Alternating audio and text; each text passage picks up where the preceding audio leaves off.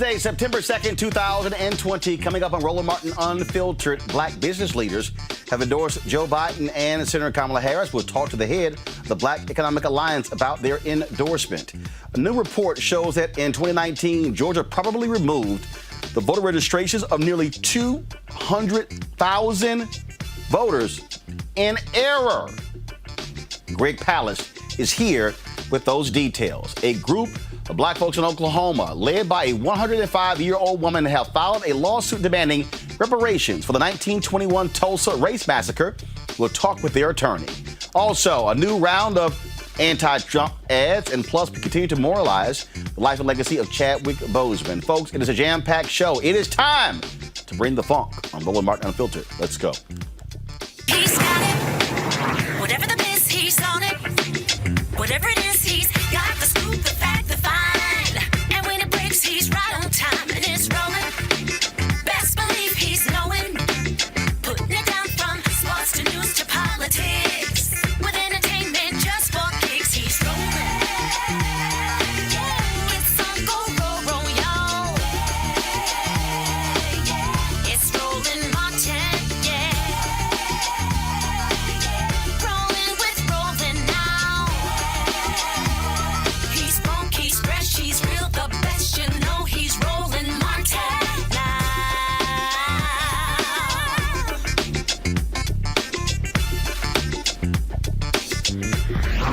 Martin.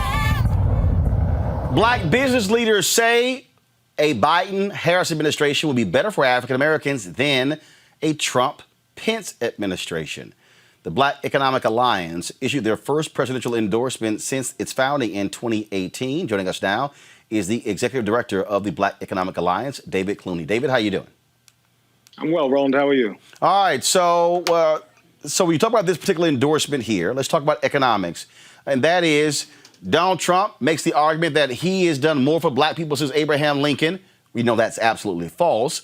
I've heard some people say, hey, the tax cuts have been a boon to black businesses. So why is the Black Economic Alliance endorsing Biden-Harris over Trump-Pence?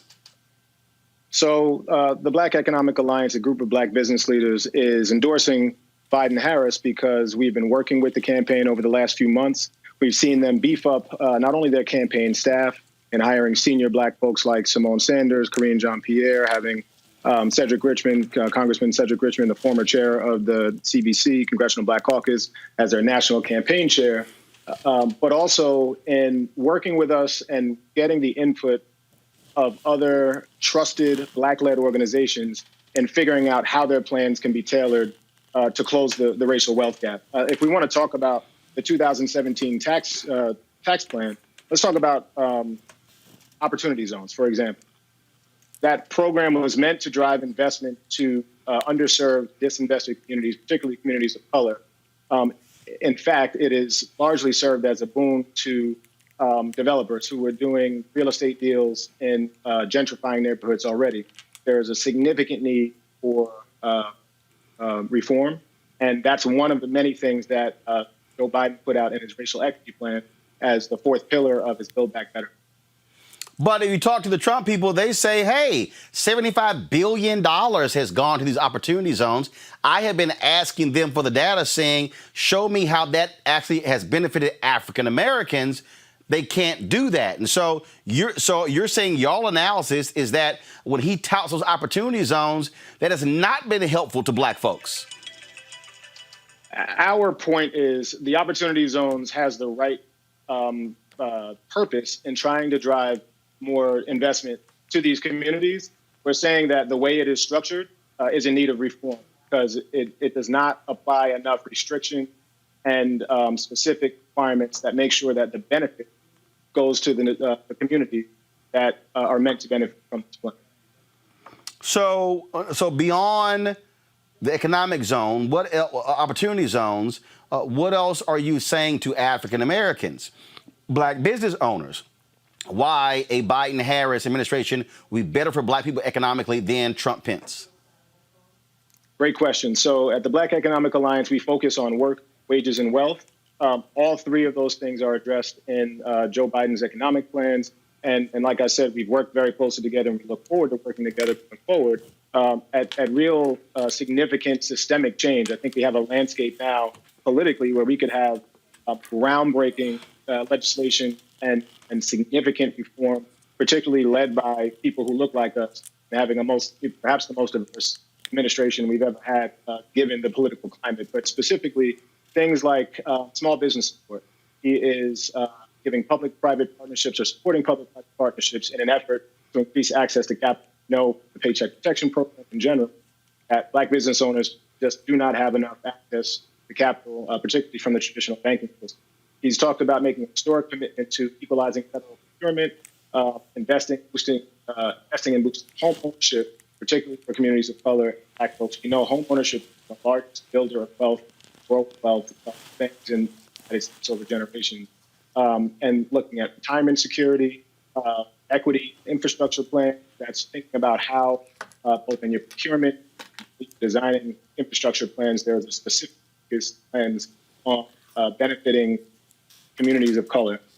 Second chance hiring, and as I talked about first, I think the political climate happening now, we have seen real recognition from the Biden-Harris campaign that they know we have a moment that we have to respond to, and that the only way to do that is to be bold in our ask, and also to put the right people in place, like Kamala Harris, who know the Black experience and know firsthand what's needed to really move on closing the wealth. All right, then. David Clooney, we surely appreciate it. Thank you so very much for joining us. Thanks for having me, Roland. All right, my panels, Breonna Cartwright, political strategist, A. Scott Bolden, former chair, National Bar Association Political Action Committee, Robert Patillo, executive director of the Rainbow Push Coalition, Peachtree Street Project. Robert, I'll start with you. Let's talk economics here. And so, first of all, this is a group of Black business leaders. Donald Trump has tried to make the argument that he is the right person for the job, but also the Congressional Budget Office just dropped their new report showing that the federal deficit is now $3.3 trillion. It was $596 billion when Obama was president. Donald Trump has added $3.7 trillion to that. And so those tax cuts that he touts, and I've heard black business owners, Black men say, oh, that's been a boon to us, but the Black worker has not necessarily said the same thing. Well, in large part, we have to think about the fact that much of this is performative, the nature of the reforms of Trump. As in, when we talk about the low unemployment rate, it was all built off of the national credit card. We're going to cut taxes at the same time as increasing spending. We're going to not articulate any plan to pay this money back. And then when anything happens to knock us off that razor's edge, we saw the entire economy collapse, and now nearly 60 million people filing unemployment claims. We have to have a sound economic and fiscal policy that is actually sustainable. No one believes that our current economic system is sustainable or something that can grow. And just as Trump talks much about the opportunity zones of what they've done for the Black community, what we have not, he also in the same breath talks about the fact that so many Black communities are in poverty, that they have not improved. We see the commercials and ads from many Black Republicans talking about the despotic hellscapes of Black communities around the country, but with no plan or articulation on how they exactly are going to fix it. So people have to get out of the performative nature of public policy and dig down and ask for the dollar and cents numbers on what needs to be done to ensure that we have the economic prosperity that's been promised by this administration and others before it. When you look, Breonna, when you look at this, again, they are making a financial decision here, the Black Economic Alliance. And so what kind of impact do you think it could have in speaking to Black voters? Donald Trump has made it clear this administration wants to target Black men specifically. They think they can get 20% of Black men voting for Donald Trump. How do they make the argument that, you know what, it actually Trump-Pence has not been a boon to Black people economically? Right. I think that it's very important that the Black Economic Alliance endorse Biden, Harris, and Trump has been horrible for Black businesses. The coronavirus outbreak has been extremely tough for Black businesses. Even with the PPP and the economic injury disaster loan, programs in Black businesses have had a more difficult time getting these federal relief programs. An example would be in D.C. at Finch Chili's Bowl. And so it's been an iconic place for Black people in D.C. for over 60 years, and they almost didn't survive because of the wait time for the PPP loan. They were so strapped for cash, they closed all locations except one. And so that shows you how Trump hasn't been good for Black businesses.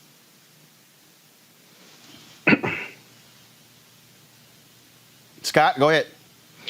Yeah, you know what I really like about BEA, and pardon me?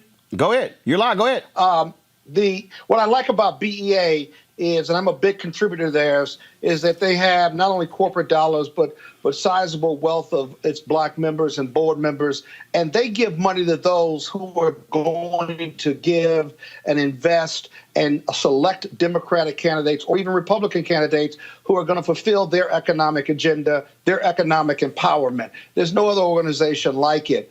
Secondly, the problem with Donald Trump, and even when he talks about lower Black unemployment, the problem with him is that he has no targeted urban agenda to not only empower Black people, but let alone Black businesses. If you look at the unemployment that went down to 3, 4, 5%, well, white unemployment went down and so did Black unemployment, but the gap between Black and white's unemployment numbers never changed, which means he did nothing to close the gap because he hasn't targeted them as part of his urban agenda, let alone implemented or invested anything in closing that gap because he's not interested. Those two things have to happen under Biden-Harris. And what BEA is saying is it is more likely that they can keep Biden-Harris accountable in directing Black economic empowerment, not only in the urban centers, but all across the country. We'll have to see. Look, the bottom line is Trump is going to try to make an economic argument to African Americans, especially Black men. Robert. But he can't, though. He can't. You're right, but he can't. No, but here's the deal, though, Scott. The Quinnipiac, their egg poll came out today. It is showing 11% Black support. He got 8% in 2016. Again, Robert, the Trump campaign, I've heard it from this White House directly. They believe they got 13% of the Black male vote. They believe that they can push that to 18 to 20%. So how does Biden-Harris? I get all of the attention folks had on Black women, Black women, Black women, but the reality is this here. The New York Times had a story the other day. You cannot repeat the Obama winning coalition without Black men. Robert, what must Biden-Harris say specifically to Black men to get their votes in November? Well, one, they have to articulate a message that actually benefits the African-American male. Quite frankly, what Donald Trump has done is do a very good job of appealing to men in the campaign generally, and then specifically to Black men. I can name more Black male surrogates for Donald Trump than I can now name Black male surrogates for Joe Biden. When you see interviews of Black conservatives, you have Bruce Lavelle, you have Paris Denard, you have Deontay Johnson, you have Malik. I can rattle them off. I don't know a Black man who is speaking on the side of Joe Biden on a regular basis besides Cory Booker. I also think that the first thing that Democrats' mouth can no longer just be criminal justice reform when we talk about the needs of African-American men.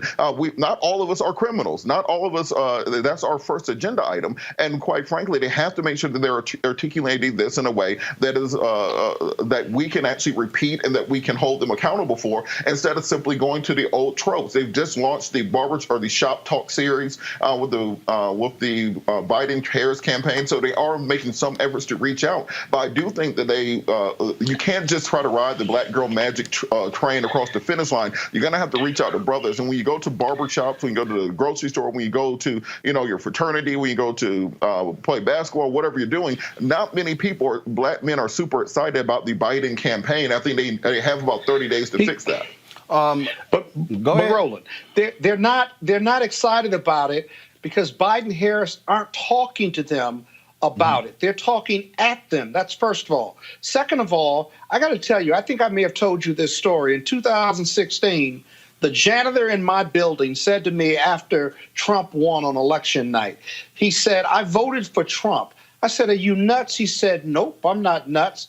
And then he told me, he said, "I'm pushing this broom because an illegal immigrant came in and took my construction job. And the only person that's speaking to that, because I'm still pushing this broom, is Donald Trump. Hillary Clinton never spoke to me about that, or at least I wasn't convinced that she was talking to Black men about that. And I lost my job." in that narrative that he shared with me was not only eye-opening, but I tell you what, Biden and Harris better address and talk to black men about that issue and other issues that are affecting them and their ability to provide for their families, as well as to be economically empowered based on voting for them. I haven't heard that yet, but that's where that 11 to 13% is coming from of black men who supported the Trump ticket. Well, I'll tell you, Breonna, first rightfully of all, or wrongfully, by here's the the way. deal. Rightfully or wrongfully. You absolutely have to have surrogates out there talk about those issues. And look, and I hear your point, Robert, but the reality is Congressman Cedric Richmond has been out there, Congressman Jim Clyburn. But you also have to go outside, Breonna, of members of Congress. You've got to go to individuals who are business owners, individuals who are out here, who can talk a narrative, who can also speak speak to those issues. Robert is right. I mean, here's the deal. There are a bunch of us who never been involved in the criminal justice system. So so you can't say criminal justice, mass incarceration, think you're just talking to black men. No, you have to articulate a much broader message. And that, again, that's what they're going to have to figure out. And they got to get it done because Joe Biden cannot afford slippage. He has to be able to have the kind of coalition that's actually going to achieve it. Breonna, go ahead. Yes, I totally agree that it can't just be Congress members. However, there is Black caucus men who are helping within this. Specifically, he has 300 Black ministers nationally that's helping propel the message and being surrogates. And so I think it comes in different aspects within our community. And as we talked about for businesses, but through the church, I do think that there is a heavy target on Black women, as we've seen, and we love Kamala, and it makes sense in itself that the past few weeks, Joe Biden has put Kamala Harris out in front in terms of messaging and what a Democratic White House will do in regard to economic policy, small businesses, and jobs. And so I think concentrating on the labor aspect of our nation and how we can get it better will really drive home a lot of the issues that we're seeing, as a Black man or as a Black woman. And there are definitely surrogates, but we see that he's targeting Black men by pardoning, just the way that he targeted immigrants by doing the citizenship randomly during the RNC, which I don't know what it had to do with anything. So, if people are going to take the symbolic gestures to go over there, that's kind of like hard to fight. But I think people are looking for more than just symbols and they want action. And the last 4 years have shown how he does not help Black America. I got you. And I think that's very important. But Roland, real quick, I do think that immigration issue when it comes to Black men. Robert, go ahead. Well, actually, the immigration issue is a big issue with Black men. I can tell you that going back to when I did. Look, I can go back to 2008 when I had my radio show on WVON when that issue came up. How that was a major issue with the callers. But Robert, go ahead. Well, I think one of the things that's important is there is no current Biden elevator pitch to Black men. That if I was to say distill down what Joe Biden's going to do for African-American men in a 30-second pitch, most people can't. I think until the Democratic Party is able to articulate something along those lines, it's going to be very difficult to not have Donald Trump get that 20% of the Black vote. Because even if it's disingenuous, a lie will travel halfway around the world before the truth can put on its pants. And they just keep hammering unemployment, First Step Act, opportunity zones, and then roll out the Black surrogates. That is enough to get you over 20% unless there's a strong counterpunch from the Democratic Party. Folks, it is 61 days until Election Day. And, of course, our goal is to get you focused on that. Make sure you go to vote.org to double-check your registration, to register to vote. You can also fill out the 2020 census. Why is that important? Because of this. In 2019, Georgia purged nearly 200,000 people from the rolls. In error, the American Civil Liberties Union of Georgia released a report by the Palace Investigative Fund titled Georgia Voter Roll Purge Errors. The report concluded that the state has incorrectly removed nearly 200,000 Georgia citizens from the voter rolls in 2019. The state's removals are likely to affect the most vulnerable. Joining us right now is Greg Palast. Greg, glad to have you back on Roland Martin Unfiltered. 200,000, that easily sways an election. You think losing 200,000 voters might affect the election? Yeah. In a massive way. Exactly. And I'm going to tell you something else. I know you'll be shocked to hear this, Roland, but of the 198,000 people that they've wrongly removed, overwhelmingly young people and voters of color.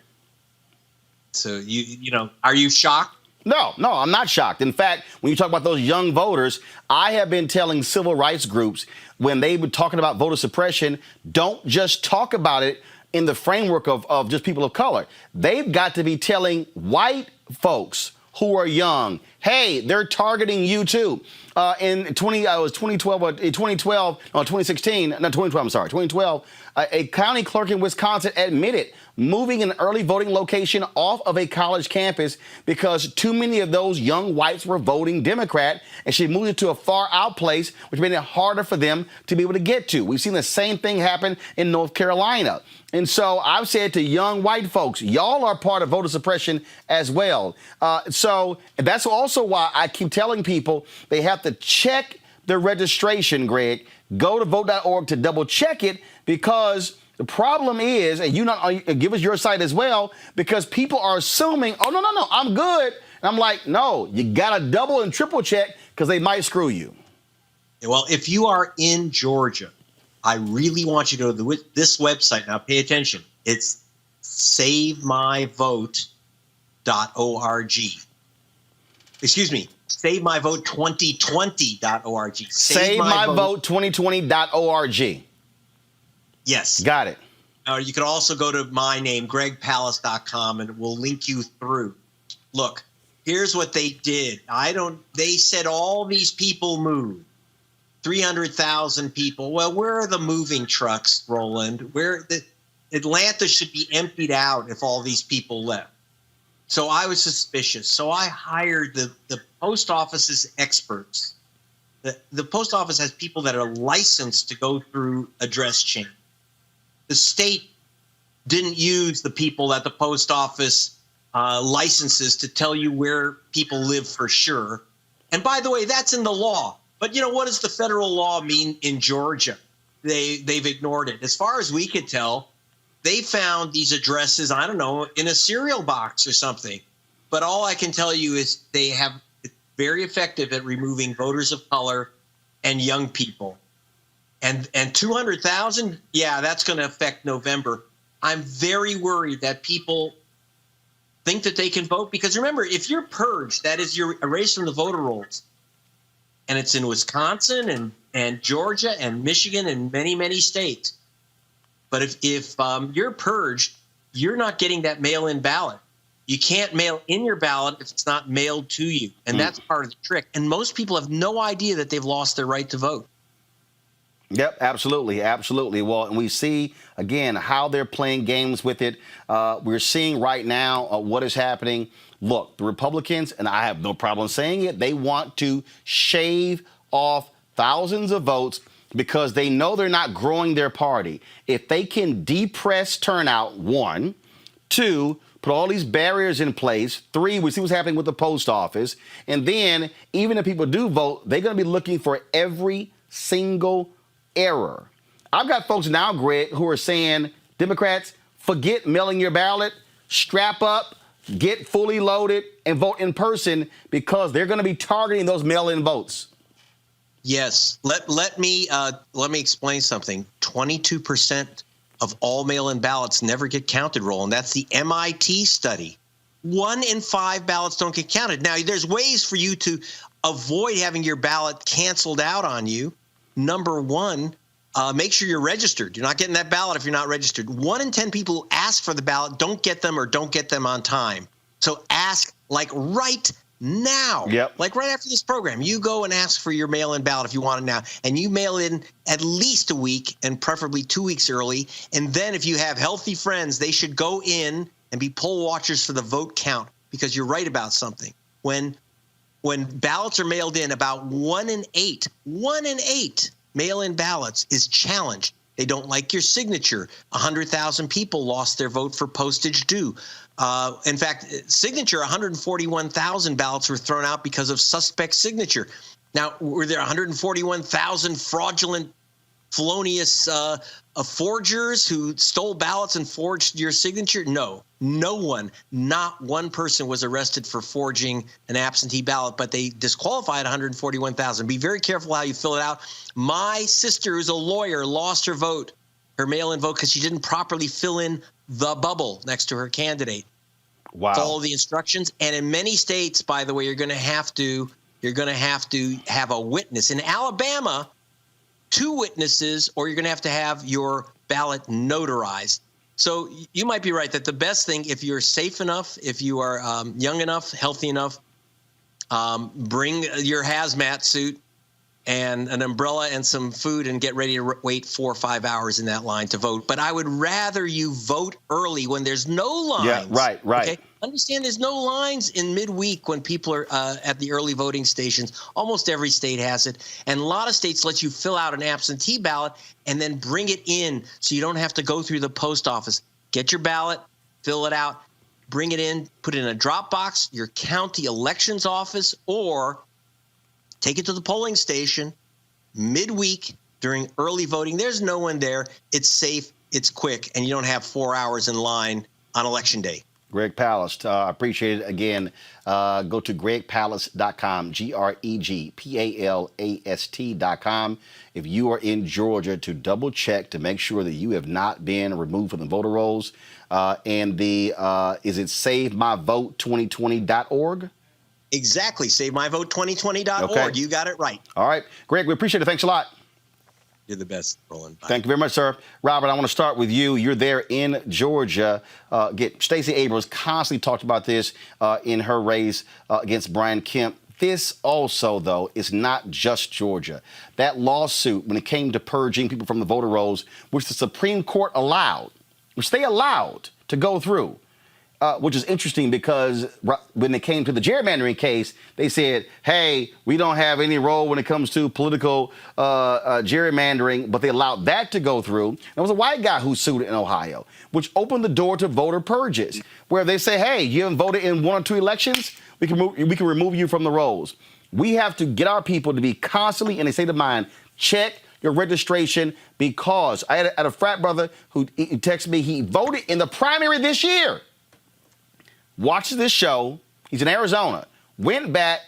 He wasn't on the voting roll. He re-registered. Well, Roland, on that point, I think part of what we have to do is look at what Republicans do. They are playing chess at a very high level. They plan these things out 5, 10, 15, 20 years ahead of time. We were fighting back when I was in college in Georgia, marching against the voter ID laws, fighting in 2010 against reducing the number of days for early voting, fighting against the restrictions on absentee ballots. So what we have to start doing is thinking about these things strategically and not figuring out 60 or 70 days before the election that the game is about to be rigged. We are going to have to get these Democratic groups and these left-leaning groups to put the necessary money into elections, put the necessary money into getting people to fighting against voter suppression on the far term, and not simply waiting until a couple months before to understand the game is being rigged against us. And in the meantime, we have to put the money into community-based organizations that are fighting to protect the vote. Brianna? Can't see you. Can't hear you. I'm sorry, but can't hear you. I think you're muted. Unmute yourself. There we go. Georgia, there we go. Sorry about that.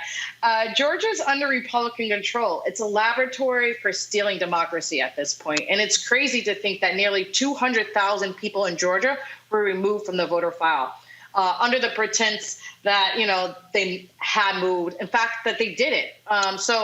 It makes up 63% of the people who are removed as registered voters. That's scary. And, who gets held accountable for this? Absolutely nobody. We've seen it now over and over and over again. We've seen it in different states.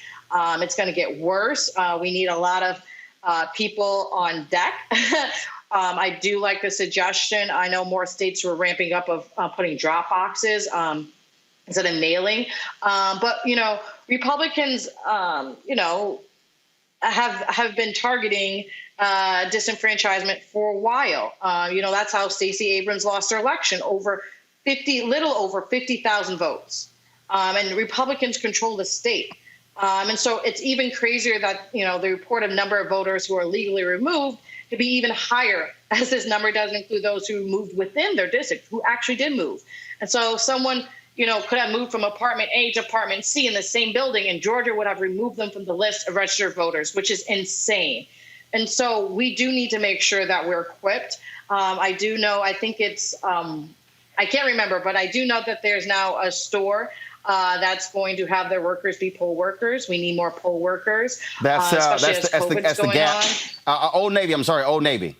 Old Navy, yes, absolutely, Old Navy, and that's very important because a lot of the people who were poll workers previously were old, and they may not be able to be around people as much. And it's very, very important to make sure that we're protecting the vote. There's people to make sure there's no voter intimidation.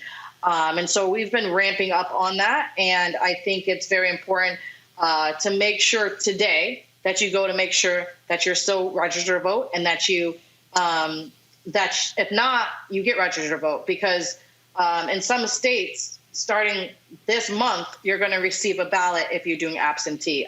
So, it seems like it's early, but for some states, it's really not. It's almost voting time. So we need to make sure that we're on the rolls and that we can vote. Scott, bottom line is this here.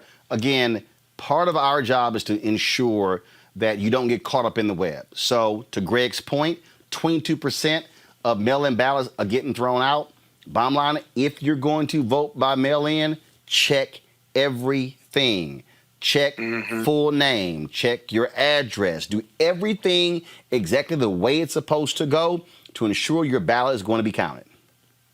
Yeah, I listen to all of these messages, and they're all out there, and we're all saying the right thing. I often wonder how many people of your frontline voters or your average voter are really listening, right?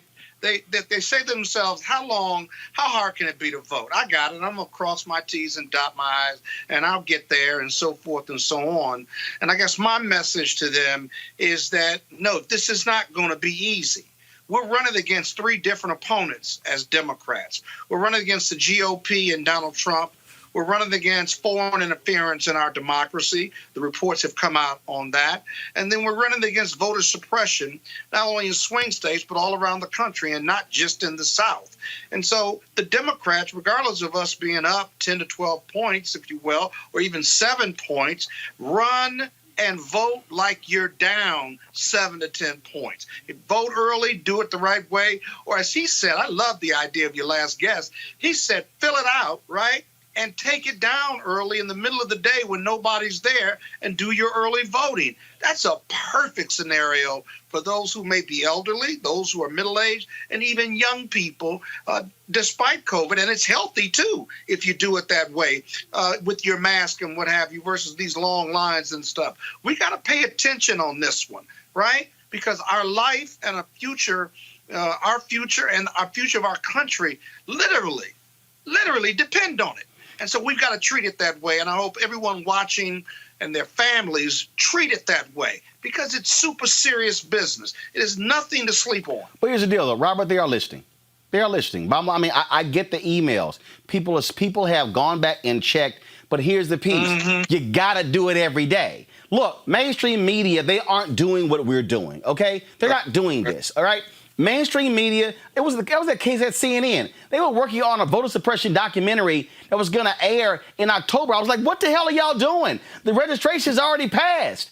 I'm like, you should be working on voter suppression stuff long before the registration deadline. No, this has to be a constant deal. We got to, every single day, every person who is listening, the nearly more than 4,000 people who are watching live on YouTube, the more than 1,000 people who are on Facebook, the people who are on Periscope, you got to, again, all I'm simply saying is, folks, it takes 2 minutes. Go to vote.org, double check, make sure you're still registered. If you're not, click the registration. You can register right there. We have to be in that constant state every day, Robert, every day, every day, every day. Well, a big part of it is understanding Robert, go ahead. A big part of it is understanding demographics. We're talking about Georgia. Let's remember that Georgia is the state that is 35% African American. There's 10% Latino. There's 5% Asian American, 52% females. Everybody knows Atlanta has a humongous LGBTQIA+PK plus population. But instead of us harnessing that, instead of us focusing on making sure we can get those turnout numbers, often what the Democratic Party does is try to get those South Georgia farmers in Cairo who voted for Jimmy Carter and think that they can get them back to voting Democrat. No, focus on getting the people who like you to get out there and vote instead of trying to find this elusive white working class vote, as Donald Trump says, suburban wife, to come back over to the party. Focus on the people who are going to vote for you. Put out messaging that motivates them, and more importantly, ensure that you can get all of their votes counted. That regardless of what the rules are, know what the rules are, and then put money into getting those people to the ballot box. It's not that hard, but for some reason, I think Democrats are wed to this idea of the 1950s that the truck drivers and factory workers and the white working class voters are going to come back to them. When you can, if you double down and investigating African Americans to support you, putting in messaging, putting in the dollars, then you can win with that. Folks, let's go to Tulsa, where a 105-year-old black woman leads a group of Oklahomans to filing a lawsuit against the city of Tulsa. They're demanding reparations for the 1921 Tulsa race massacre. Nearly 100 years ago, a white mob destroyed the booming business district in the black neighborhood, killing up to 300 people.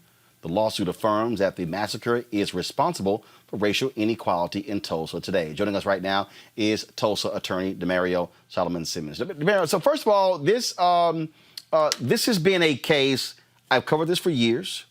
Professor Charles Ogletree, y'all pray for him. He's suffering from Alzheimer's.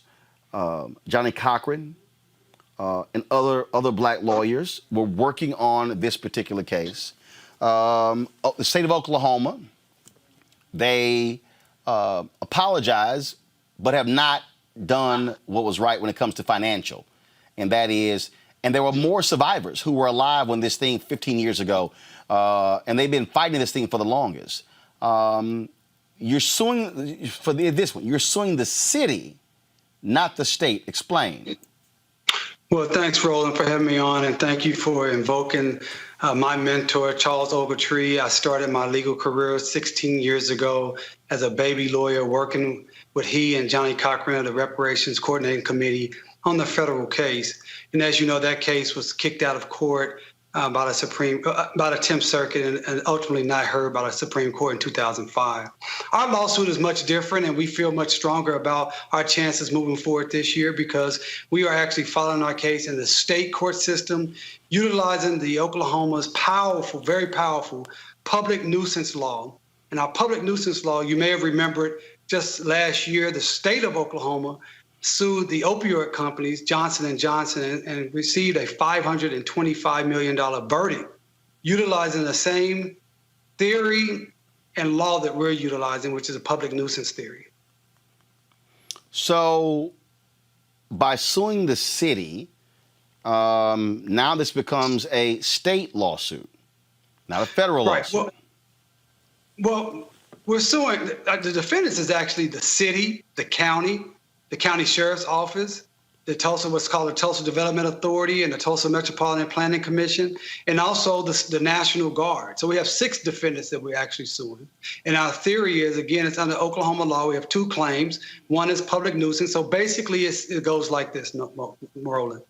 They created a nuisance back in 1921 when they decimated my community, when they looted, burned, and killed and exiled thousands of my people. They have not done anything to abate or repair that nuisance since that time. In fact, they've only exaggerated the nuisance and made it worse over the time, to the point now in Oklahoma and North Tulsa, the average person the black Tulsans live 11 years less than white Tulsans. And some of the more impoverished zip codes, that's like 17-year difference in life expectancy. And so utilizing this public nuisance law gives us the opportunity, we believe, to finally get this case in front of a court on its merits and not get kicked out on a procedural statute of limitations argument. Our second claim is unjust enrichment. we're alleging, and we can prove and will prove, that those same entities that I've named that created the nuisance, that destroyed and killed our people, are now benefiting from the disaster that they created. They are now utilizing Black Wall Street and the 100-year commemoration as a brand to sell, to create tourism that benefits them and not those who suffer. All right.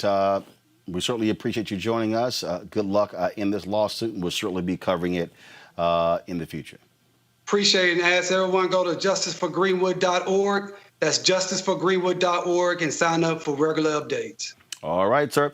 I appreciate it. Thank you so very much. Good to see you as always. Yes, sir. All right, folks, let's talk about this is quite interesting. William Barr, who is the Attorney General, did an interview on CNN where he basically said, y'all complaining about police brutality? This stuff happened to black people. It's not significant. Listen to this. No, I don't think they're two justice systems. I think the narrative that that the police are on some epidemic of shooting unarmed black men is simply a false narrative, and also the narrative that that's based on race. The fact of the matter is, it's very rare for an unarmed African American to be shot by a white police officer. There were 10 cases last year. 6 of them, the suspect was attacking the police officer physically. So these are rare things compared to the 7,000 to 8,000 young black men who were killed every year. Because you've said you don't believe there's systemic racism in the justice in our justice system among the police, but you did say this. You did say, I do think it is a widespread phenomenon that African American males in particular are treated with extra suspicion and maybe not given the benefit of the doubt. No, I don't think they're two justice systems. I think the narrative that Scott, Bill Barr, arrogant is arrogant. Bill Barr is arrogant as hell. Mm-hmm. For Bill Barr to say, "Oh, that were only 10 cases last year," what in the hell world is he living in? And if you look at the proportionality, which is what he forgets, that we make up 10 to 13% of the American population. And proportionally, black men unarmed are shot at a much higher proportion than white men and women are by the police. That the proportionality of how we are stopped and harassed and abused by the police, whether you report it or not, proportionately, that number skyrockets. The suspicion of white people versus black people in this country. Every black man has a story about being abused by the police. So how can you say that's a false narrative comparatively or proportionally speaking? And then where are all the videos of the police abusing poor white kids and women or wealthy white kids and women simply because they aren't suspicious of them? Where are the videos where the police have pulled out their gun and walked up to a car driven by a white person in this country? They simply do not exist. And by the way, the people perpetrating violence and breaking the law in Portland and Kenosha and Minnesota over George Floyd or Jacobs, right? It's white people perpetrating it, including white people murdering other white people in the presence of the police. That's manifest evidence that what he is saying is borders on the nonsensical or is just purposeful denial to create another false narrative, right? And so the president and this and his AG are just completely off base here. And again, this false narrative so white people or white Republican voters can feel some level of comfort when the root is either racism or what I call blue racism then. Here's another lie, Brianna, when the issue of mail-in voting came up. Watch this. There are several states that only have mail-in voting, including a Republican state. Well, this is playing with fire. This is playing with fire. We're a very closely divided country here. And if people have to have confidence in the results of the election and the legitimacy of the government, and people trying to change the rules to this methodology, which, as a matter of logic, is very open to fraud and coercion, is reckless and dangerous. And the people are playing with fire. Well, I will point out there are 5 states that only have mail-in voting, including Utah and Colorado, Washington State, Oregon, Hawaii. And they've reported over the years they've had virtually no problems. But who's trying to change the rules right now? I would say the people who want to go to mass mail-in ballots. But you understand why. There is a coronavirus pandemic. There are several states that only have mail-in voting, including a Republican state. Well, this is playing with fire. This is playing with fire. Here's the deal here. Here's the deal. It's real simple here. Breonna, I don't trust a damn thing that Bill Barr says. Not a damn thing. Bill Barr will lie for Donald Trump all day, every day. Yeah, that's very smart of you. You shouldn't, and no one really should. Barr is controlling the narrative, and so is Trump. So the truth does matter. If we do not have media attention around this, then we fail. And it's hard. And that's why we're trying to push the narrative now. And that's why we protest. Last week, there was a march on Washington. There was a lot of people despite COVID. And we're trying to keep that relevant and realize in the numbers. But the RNC literally said that there is no racism at all, right? That was just last week in the convention. And, Biden is addressing it. But, we have to inform the public on it. And there is an issue there. You said, it is 2 different worlds in this country, right? It's black and white. And unfortunately, one is unfairly treated. And so, those who feel threatened by racial integration of the suburbs is now finding gun violence as a solution to their unfounded fears of the other attacking them. And so, since, that threat was directly stated by Trump, the idea that civil unrest, is not only a present danger, but justification of this use of lethal force by civilians is also the exact kind of fear tactic Republicans are talking about. So they say we're not racist, but they will also shoot you if, we'll shoot you if you come near us. So, they're saying one thing, but actions speak louder than words. Robert, Bob, Bill Barr, Donald Trump, before them, Jeff Sessions, they made it perfectly clear.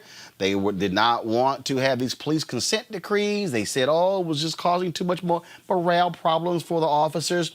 This is why people do not trust this Department of Justice.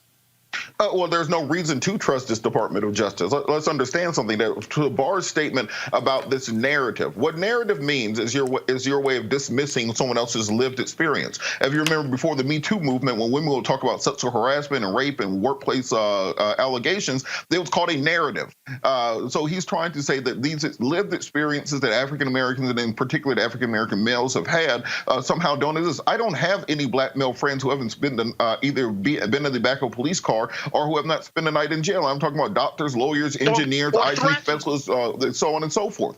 So when he says that only 10 people got killed by the cops, that doesn't account for the thousands who were harassed, who had guns put up to their head, who were stopped and frisked, who have experienced the unequal nature of this criminal justice system. These shootings on video are just the ones to get the national attention. Most of these never ever get reported to police. So whereas Republicans can talk all they want about opportunity zones and about what they did with the First Step Act, and you can have the performative justice of pardoning black people on television, when you come directly behind that and dismantle their lived experiences by simply saying that it's only a narrative that black people are experiencing violence and experiencing an unequal criminal justice system, that takes away all credibility from the performative justice which you just put out there, because all of us as African American men know that is the reality of the system, and anybody who denies it is implicitly embracing white supremacy and racism. In fact, one of his other quotes was this here, Scott. If anything's been baked into the system, it's a bias toward non-discrimination. What the hell does that mean? Legal world is this dude living in? It's baked in that bias towards non-discrimination. What does that mean? Does that mean that the system and the police and the institutions in this country are so focused on non-discriminatory action or race-neutral actions and words that we've eliminated bias and racism from the narrative, from our institutions, and from the country. We live in two worlds, one black, one white.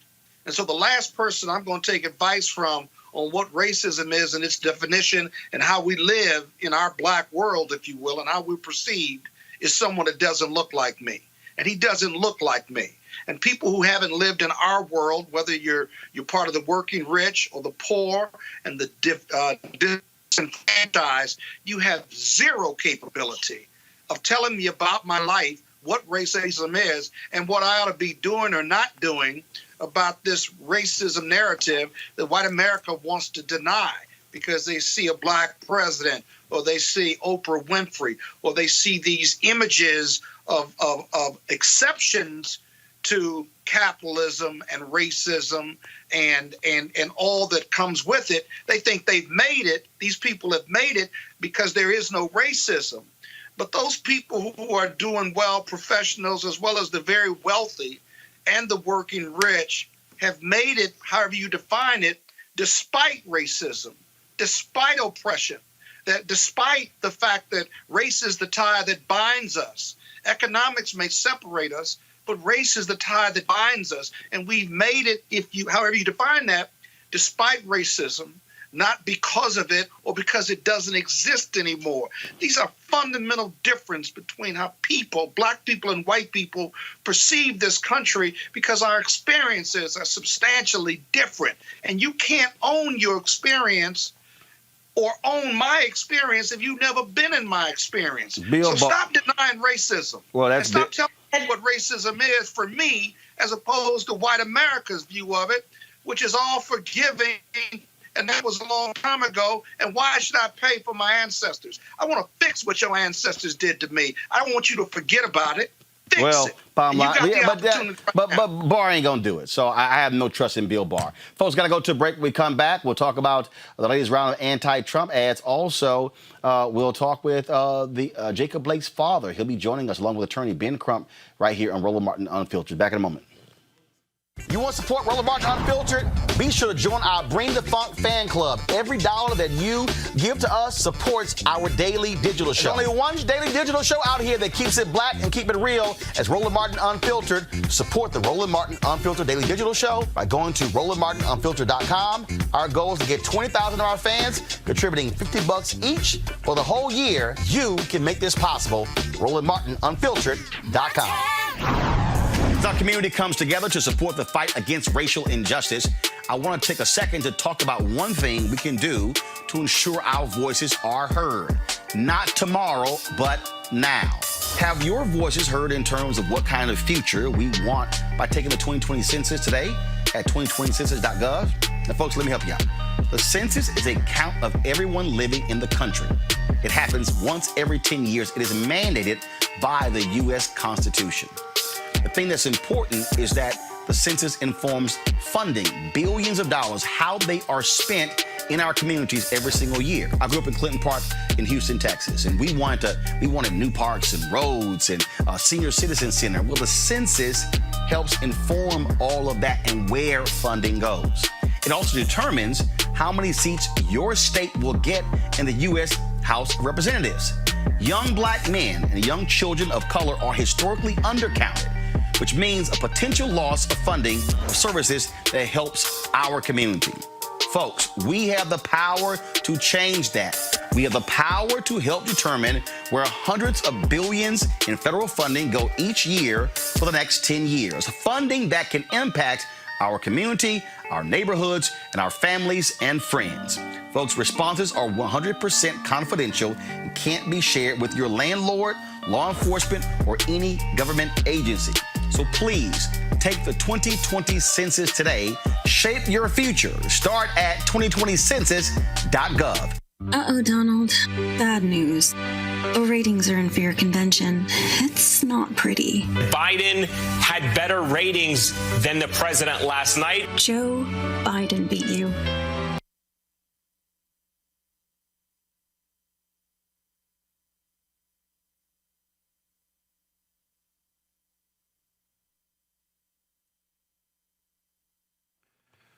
All right, folks, having an issue there technical-wise. I want to go ahead and play those from my iPad. The folks at Lincoln, Project Lincoln, they continue to go after Donald Trump with his craziness. You know, he was whining and complaining about how his ratings were larger. Well, fact of the matter is, Joe Biden and Senator Kamala Harris, they had much larger ratings when it came to their convention, and so what you're looking at here is again, Trump trying his best to change the narrative. Let's just say it doesn't really work that way. And not only that, but this is also, here's Joe Biden again hitting Donald Trump on this whole issue of America with Trump in charge. Go. Rioting is not protesting. Looting is not protesting. It's lawlessness, plain and simple. And those who do it should be prosecuted. Fires are burning, and we have a president who fans the flames. He can't stop the violence because for years he's fomented it. But his failure to call on his own supporters to stop acting as an armed militia in this country shows how weak he is. Violence will not bring change. Will only bring destruction. It's wrong in every way. From the beginning on that one right there. If I were president, my language would be less divisive. I'd be looking to lower the temperature in this country, not raise it. Donald Trump. We're going to pull it out, folks. We're going to pull it out. So that's part of the Joe Biden ad. Robert, I want to start with you here. New York Times is reporting that Joe Biden is going to come out with a new ad decrying looting and rioting, a $45 million spend. Are Democrats playing right into the hands of Republicans? Donald Trump apologizes for nothing. Donald Trump does not, say, first of all, let me just do this here. I'm going to play the rest of this ad, then I'm going to come back to you. Go pick it up, y'all. Change will only bring destruction. It's wrong in every way. If I were president, my language would be less divisive. I'd be looking to lower the temperature in this country, not raise it. Donald Trump is determined to instill fear in America, because Donald Trump adds fuel to every fire. This is not who we are. I believe we'll be guided by the words of Pope John Paul II, words drawn from the scriptures. Be not afraid. I'm Joe Biden, and I approve this message. So, Robert, he's going to come out with a new ad decrying looting and rioting. Does that not play into the hands of Republicans? Because Republicans are always, oh, Joe, you got to decry that. Donald Trump stood in front of the cameras and literally defended the 17-year-old white kid who killed 2 people in Kenosha. Look, that's the stupidest thing I've heard from a campaign. What they need to do is hire some more black folks to do strategy, not just to send emails or to hold town halls. You need to have some black strategists on staff, on payroll, 6-figure jobs, black consultants who are cutting these media and ad buys. Because let's understand something: the MAGA is not a campaign; it is a culture. Donald Trump is leading a culture. He's leading a brand. The MAGA brand is: I do not apologize. I do not listen to scientific information. I do not care about your feelings. It's about defiance. It's about contrarianism. It's about don't tread on me. And when you say I'm going to apologize for the burning and looting and protesting, you're forgetting the reason for the burning, looting, and protesting, which is George Floyd was killed months ago, and we have had no federal legislation to address police brutality. That throughout this entire summer of demonstration, we have seen nothing on the state level, on the local level. We've seen nothing being done. That's the reason people are marching and protesting and rioting and looting, because nothing is being done. So instead of addressing the symptom, what you need to be doing is putting out and articulating a message on what you will do on day one. Day one, the minute your hand comes off of that Bible, there should be a executive order in place that addresses police brutality. That is what we need to address. The looting and rioting is a symptom of that. And by apologizing for coming out with an ad buy on that, you are wasting your money, because the people you're trying to appeal to, those suburban housewives that you think that Trump is, that he's winning away from you with his law and order Nixonian 1968 messaging, guess what? They're never coming back. So you either get it's just like dating. You date the person who likes you. Quit trying to convince the pretty girl that that you're good enough for her. All she's going to do is settle. Get out there and you get the person who likes you, and you pay attention to them. That's not what they're doing, and that's how you end up losing elections. That should be a layup. What you look at, but Brianna, what's the deal is he is talking. First of all, he ain't talking to us. He is talking to white voters in Pennsylvania, Wisconsin. He's talking to white voters in Minnesota, Ohio. That's who he's talking to.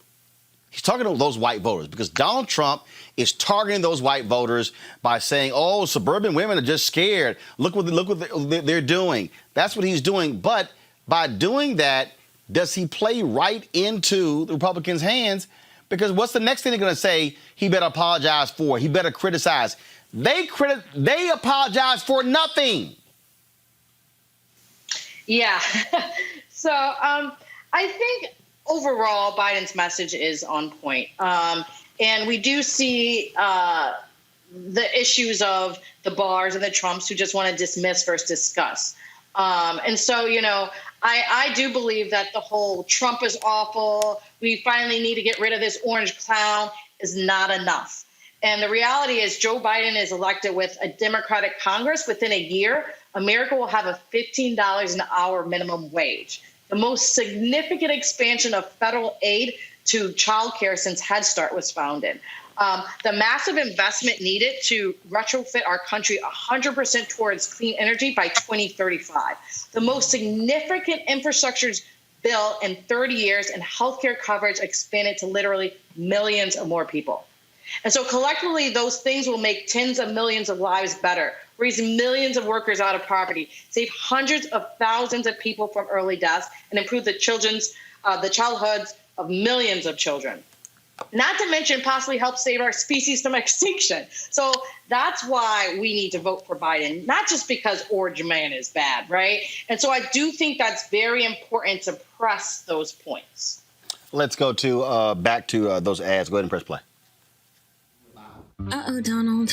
Bad news. The ratings are in fear convention. It's not pretty. Biden had better ratings than the president last night. Joe Biden beat you. By a lot. The TV president, the reality TV president who sold himself as a showman. Below Joe Biden and Kamala Harris. And these two? Is yet to come. Embarrassing. Democrats beat you in ratings every night. Except one. When your wife was giving a speech. Ouch. That's gotta be awkward at the dinner table. Even Fox said you were low energy. You didn't seem to have the bite. He was, I think, a little flat. We know it's different now. You're tired. It's hard to keep your ratings up. You used to get applause. Now, get ready to hear. You're fired. The project is responsible for the content of this advertising. Donald Trump is panicking, finding any excuse to show up in military communities. He knows if elections were held today, he'd lose the military vote in a landslide. 60% of active duty officers disapprove of his presidency because Donald Trump disrespects those who serve. He's not a war hero. He's a war hero. I like people that weren't captured, okay? Our troops are in more danger today because of Donald Trump's betrayals. He abandoned our Kurdish allies in Syria, playing into Russia's hand. He wouldn't stand up for our troops when Putin put bounties on their heads in Afghanistan. His weakness emboldens the enemy.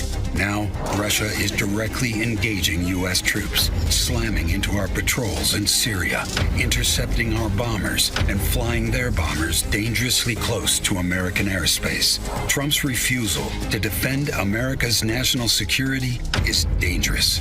His refusal to stand up for our troops is humiliating. His threat to deploy active duty troops against American citizens is unconstitutional. So when it comes to the military vote for the next commander-in-chief, Trump's not leading, he's losing.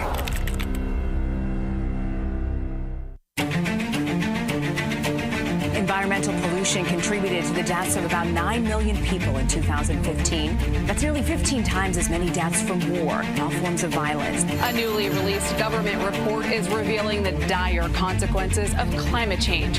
Human activity is causing climate change in the world, and that is an irrefutable fact.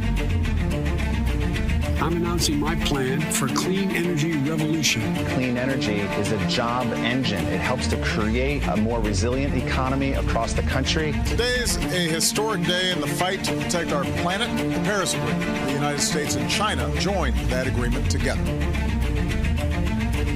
The United States will withdraw from the Paris Climate Accord. So Obama's talking about all of this with the global warming and that, and a lot of it's a hoax. It's a hoax. I mean, it's a money-making industry, okay? It's a hoax. The Trump administration has withdrawn California's ability to set its own fuel economy standards. The windmills. And if it doesn't blow, you can forget about television for that night.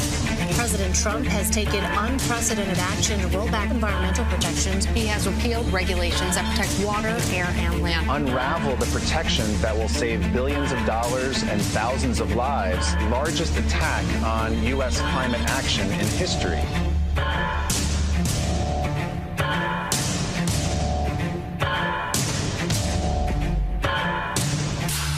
The environment's very important to me.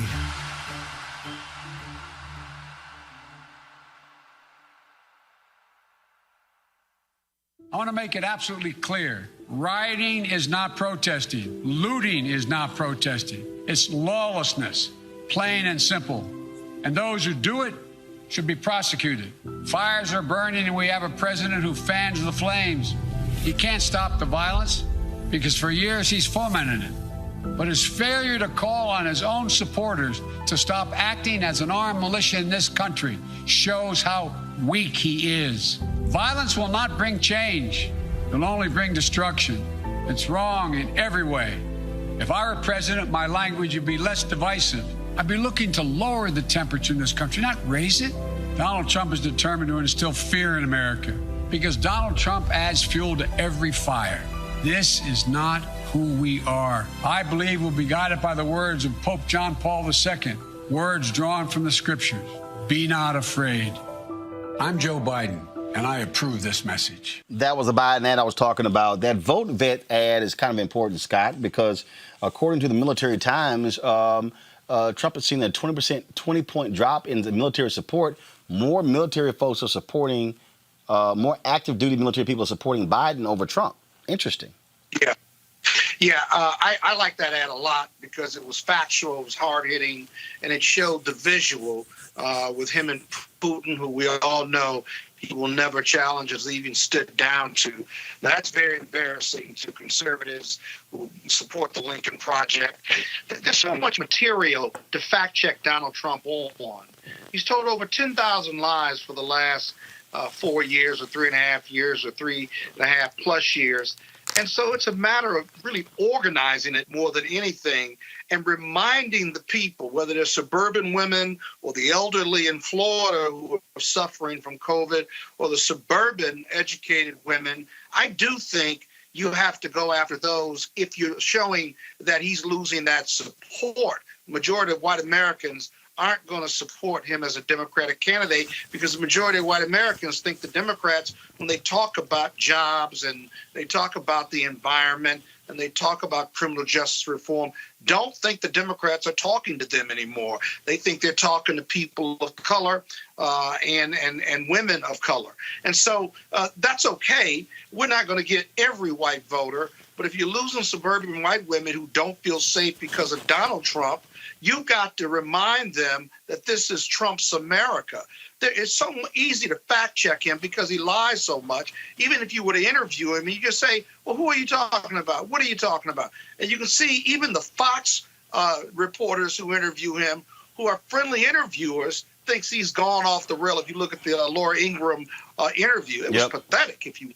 So as a result, I'm just saying, I think Biden's got to stay focused on not only his message, but he's got to remind the voters of what a liar Donald Trump is and what destruction and degradation he's brought to the country. Brianna, earlier you talked about the environment. This is an ad that targets Donald Trump as polluter in chief. Environmental pollution contributed to the deaths of about 9 million people in 2015. That's nearly 15 times as many deaths from war and all forms of violence. A newly released government report is revealing the dire consequences of climate change. Human activity is causing climate change in the world, and that is an irrefutable fact. I'm announcing my plan for a clean energy revolution. Clean energy is a job engine. It helps to create a more resilient economy across the country. Today's a historic day in the fight to protect our planet. The Paris Agreement. The United States and China joined that agreement together. The United States will withdraw from the Paris Climate Accord. So Obama's talking about all of this with global warming and that. A lot of it's a hoax. It's a hoax. I mean, it's a money-making industry, okay? It's a hoax. The Trump administration has withdrawn California's ability to set its own fuel economy standards. The windmill. And if it doesn't blow, you can forget about television for that night. President Trump has taken unprecedented action to roll back environmental protections. He has repealed regulations that protect water, air, and land. Unravel the protections that will save billions of dollars and thousands of lives. Largest attack on U.S. climate action in history.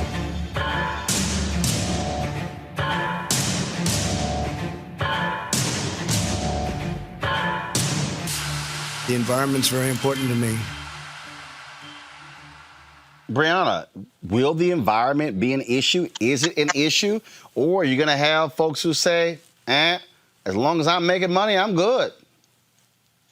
The environment is a huge issue. And we can see that the Republicans have said that global warming hasn't existed. And so I think, really targeting the difference between, what we're going to do and what we're going to change is important.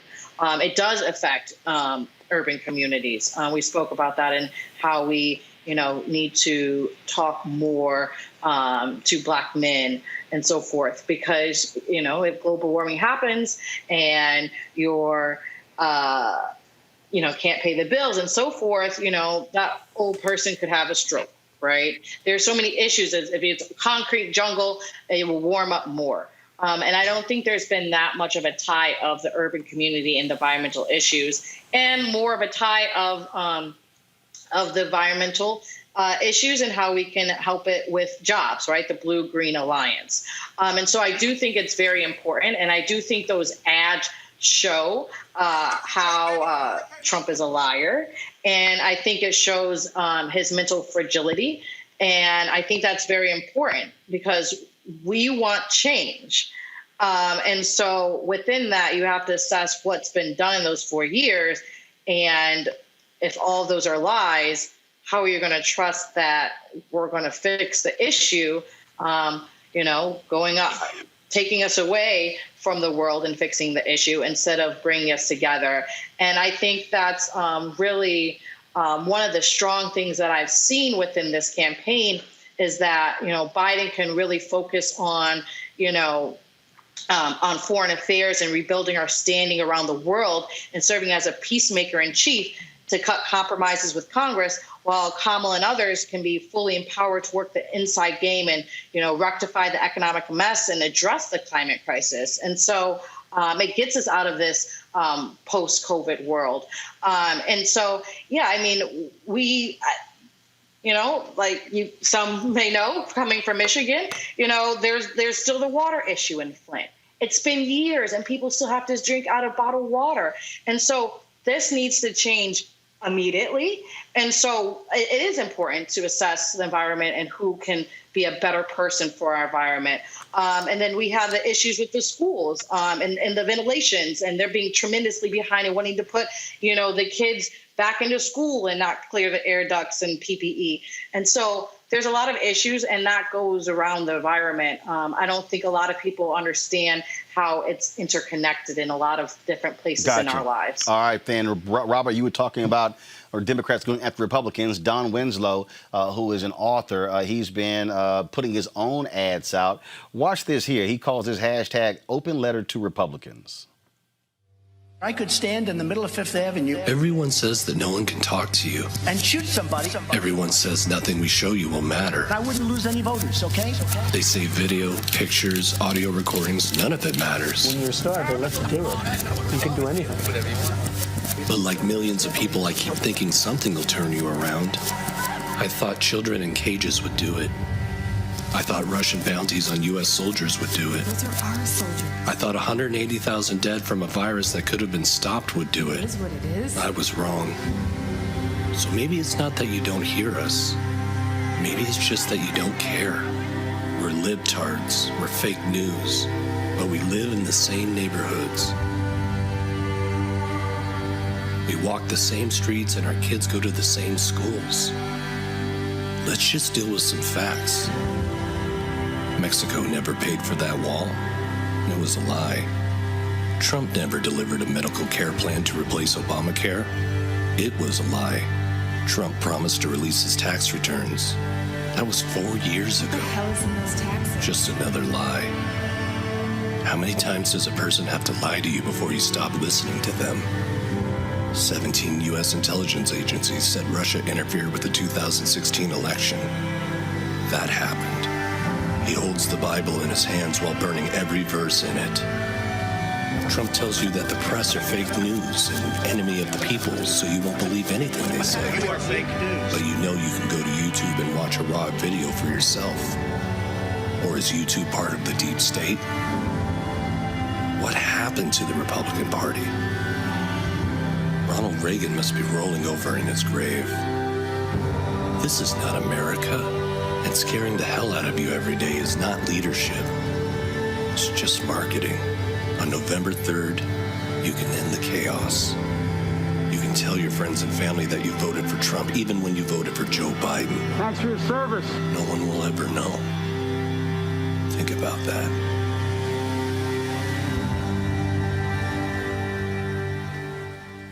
Robert, do you think Republicans? Do you think Republicans are going to abandon their party? Now there are some. There's a Republicans against Trump Twitter feed, but look at the polling data. A ton of them says they don't give a damn.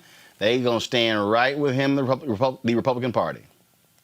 Man, hell no, the Republicans ain't leaving Trump.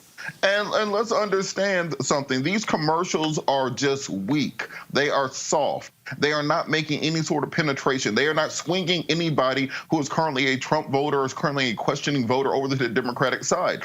You can talk about, oh, Trump is a liar. Everybody knew he was a liar when you elected him. Oh, he didn't release his tax returns. Didn't do it last time.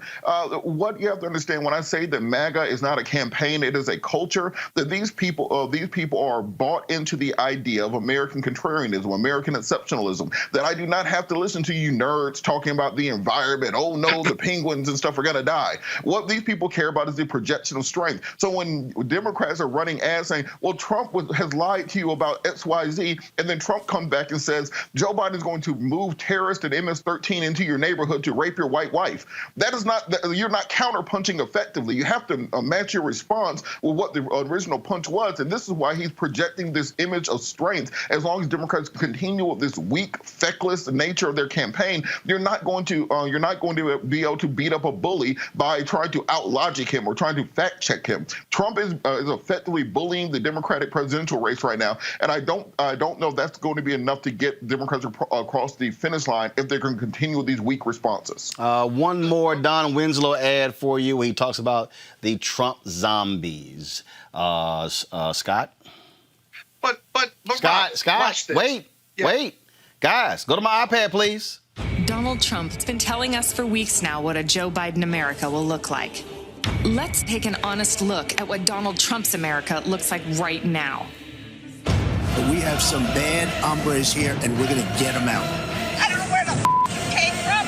You don't matter. Every nation will rule the world. What a stupid question that is. I will be Donald Trump's most loyal advocate. You wouldn't want me to condemn a group that I know nothing about. I have to look.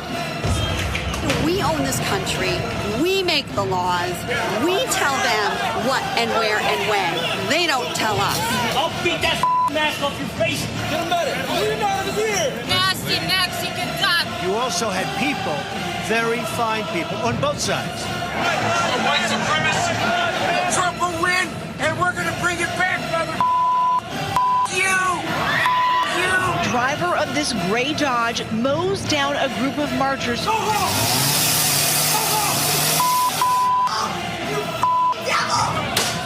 I protest face coverings. I am a healthy American. And every single one of them because all of you are practicing. No, I don't take the responsibility at all. Trump will win, and we're going to bring it back. Build that wall. Build that wall. Nobody loves the Bible more than I do. I believe Trump is elected by God to be the president of the United States. I am the chosen one. We will make America great again. I could stand in the middle of Fifth Avenue and shoot somebody, and I wouldn't lose any voters, okay?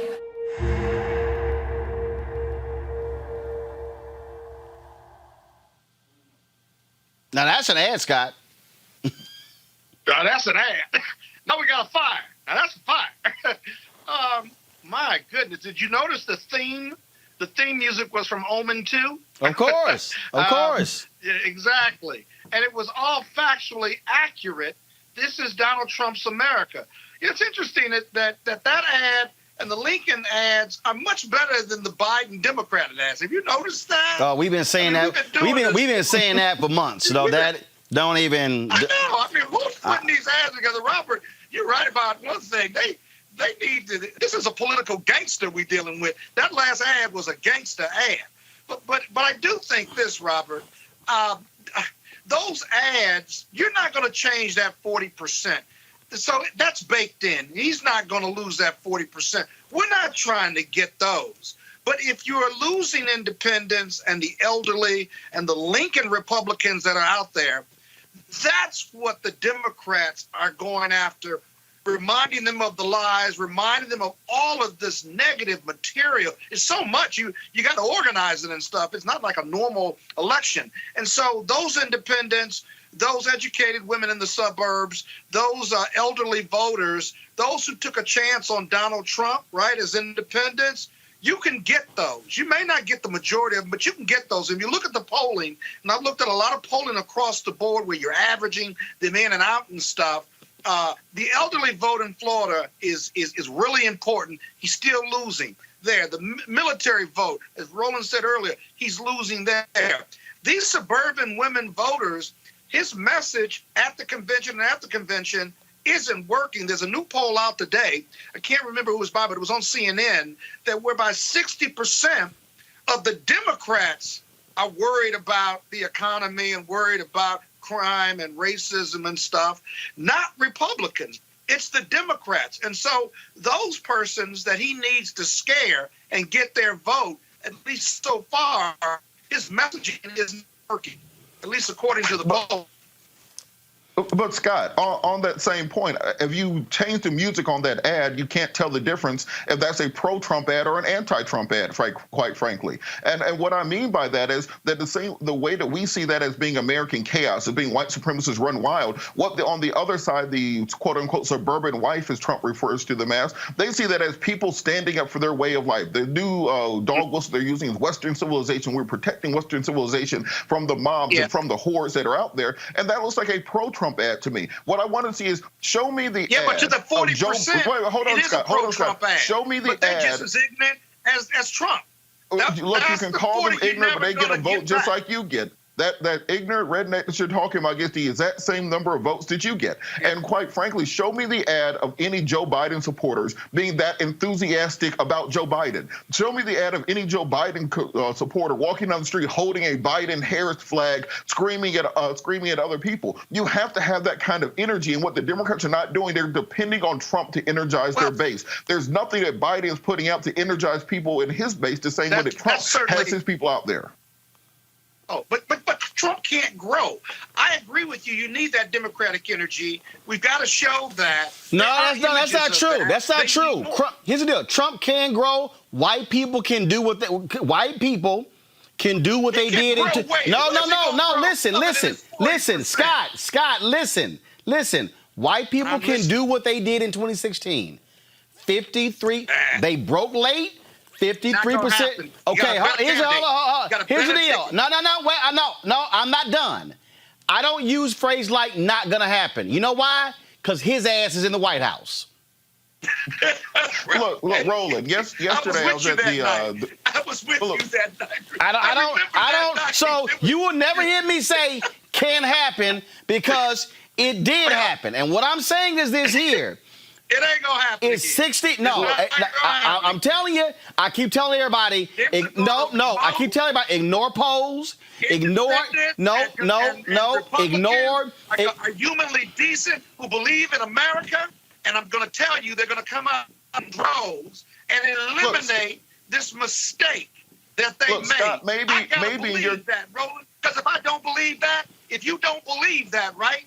Then we got to figure out what's next. It's not a question of about what you're saying. No, listen, Scott. It's not a question of what I believe. It's what you do. And what I am saying is this here. This is what I'm saying, Brianna, Robert, Scott. I say, and I tweeted earlier, matter of fact, let me tell you how much I tweet this. It's literally already pre-written in the notes section in my iPhone. I'm going to go ahead and show you. Y'all see it, Henry? Let's see if it shows up. Give me a second. Right here. I leave this here so I can repost this sucker at any time.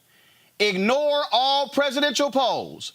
Mobilize, organize, register, request mail-in ballot early. Vote on November 3rd. Go to vote.org to check your registration and get registered. Hashtag fire Trump in November. Hashtag fire GOP in November. What we cannot do 61 days out, and Brianna, you will get the last word on this. We cannot do this. We cannot say it's not going to happen. We cannot say, oh, they decent and they loving and they smart and they love America.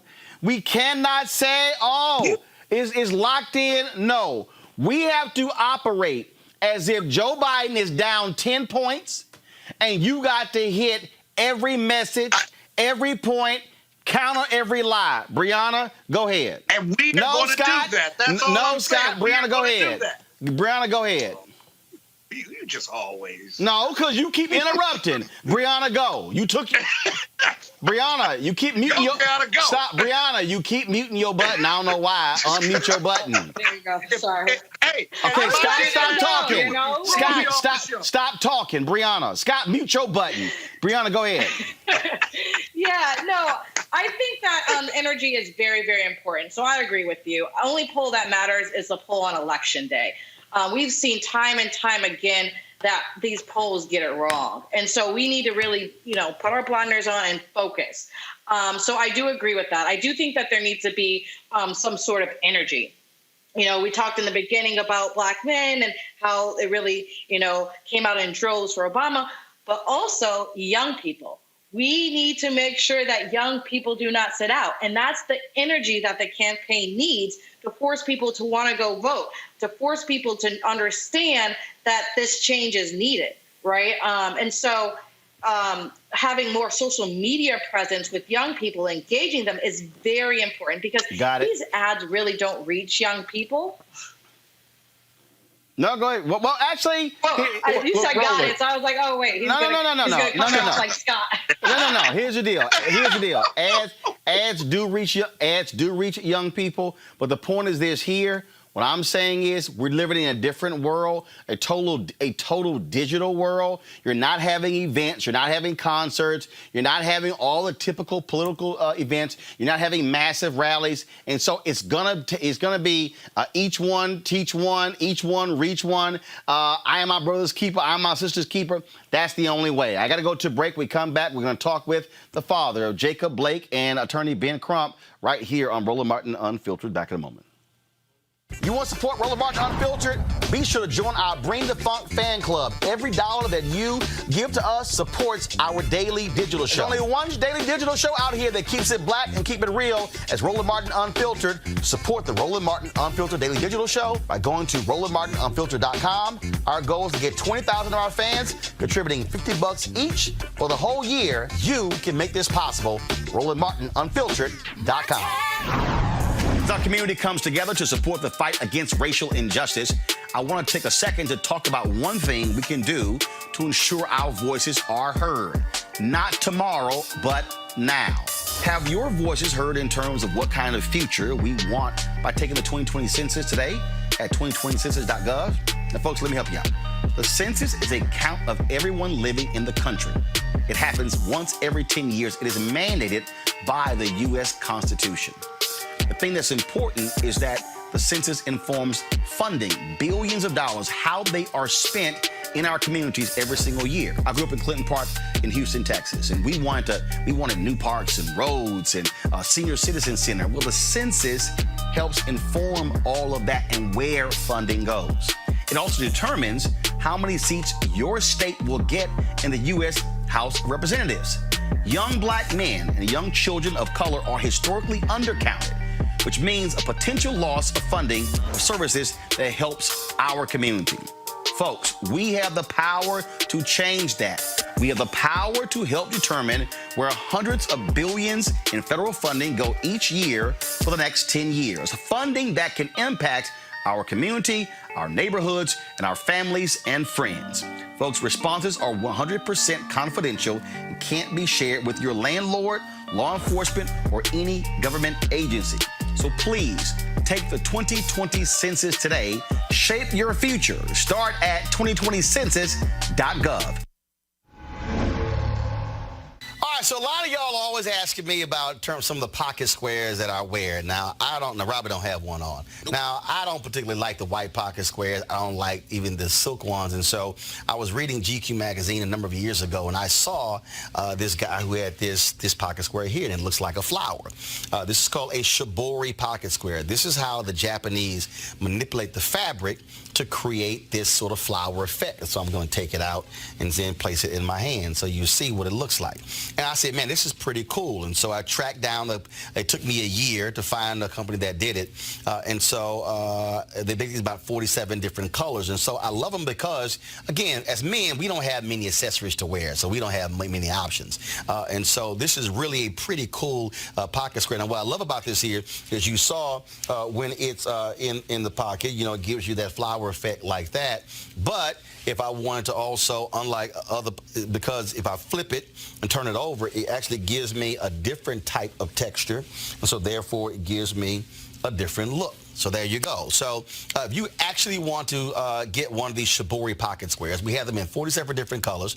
All you got to do is go to RolandSMartin.com/pocket squares. So it's RolandSMartin.com/pocket squares. All you got to do is go to my website and you can actually get this. Now, for those of you who are members of our Bring the Funk fan club, there's a discount for you to get our pocket squares. That's why you also got to be a part of our Bring the Funk fan club.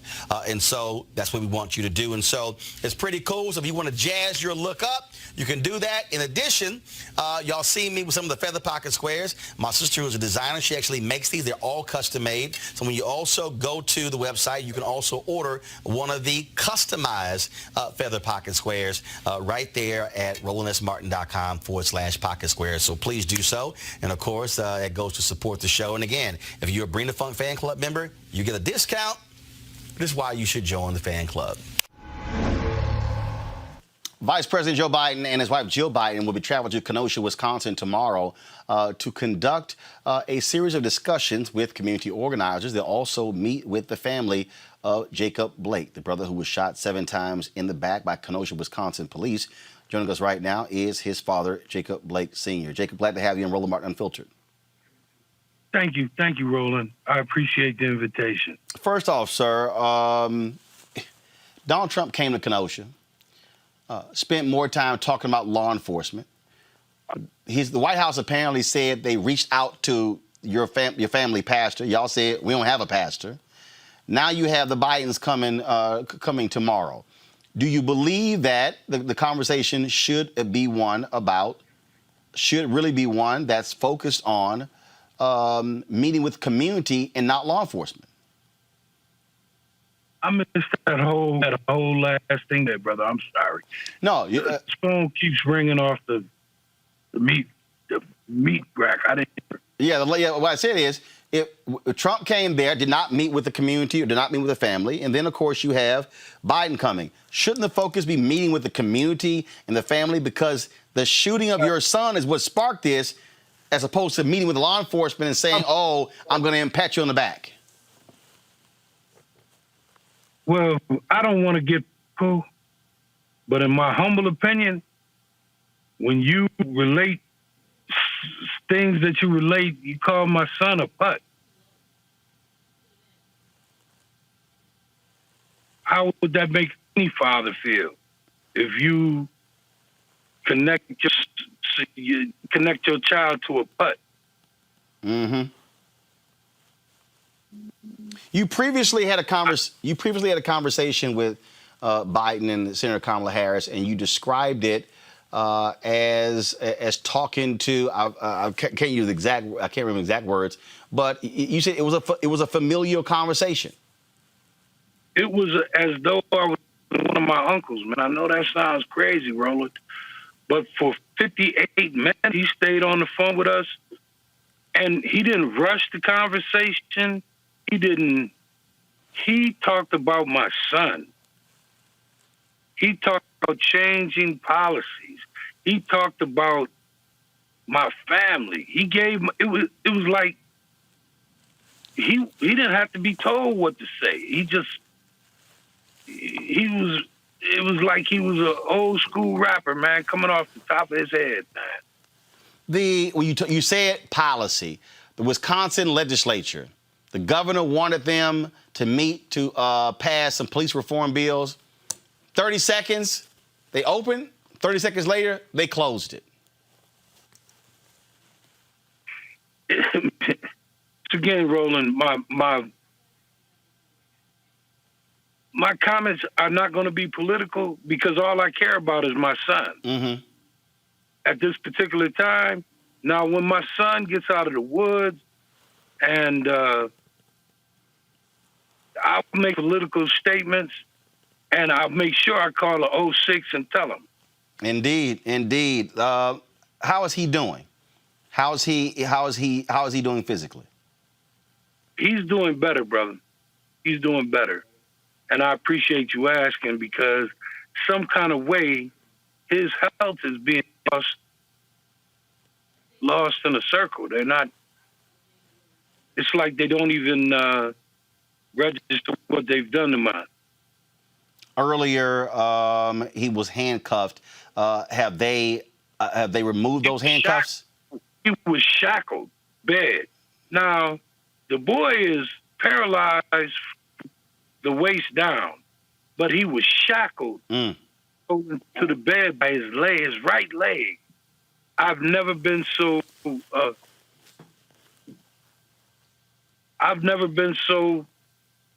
pissed off in my life, brother. I've never, only words I can use because I was peeved to just look at him there and these armed guards. He can't get up, Roland. He can't get up. I want to bring in Ben Crump, a family attorney. Ben Crump, glad to have you back on the show. This is obviously a volatile situation. You have Trump yesterday meeting with business owners. Now we know, Ben, that one of the business owners was faking it. He was a former owner. A actual store owner who owned the building did not want to meet with Donald Trump. So the previous owner, that's fraud. And I told people, I said, I don't trust that those are the people standing with Trump are actually store owners. I'm not surprised, Roland Martin, and it's an honor to be on with you again. Mr. Blake is a man who is a big admirer of yours because you always tell it as it is, Roland, and you're telling it as it is now. This president will do whatever it takes to try to make himself look good, even at the expense of a young man who has 7 bullets in his body that burst his spinal cord, another bullet shattered his vertebrae, another bullet went into his intestines. He's lost most of his intestines. Another bullet went into his colon. He's lost his colon. Another bullet went into his arm. Another bullet went into 2 bullets into his stomach. He's lost all function and control of his bowels. He's lost all function and control of his sexual organs. And for the rest of his life, he's going to have to explain to his 3 little boys why the police shot him 7 times in the back. Jacob, this is obviously, it's difficult, it's traumatic for you. I talked to Kendall West, the African American Club. He said black folks there have been focused, have been mobilized and organized. But he says that the people who have been causing the problems late at night are white provocateurs. What would you tell those people who say they're out there fighting for Jacob Blake, but they are engaged, they're doing stuff, they're spray painting, they're doing whatever, what would you tell them who say that they're fighting for your son?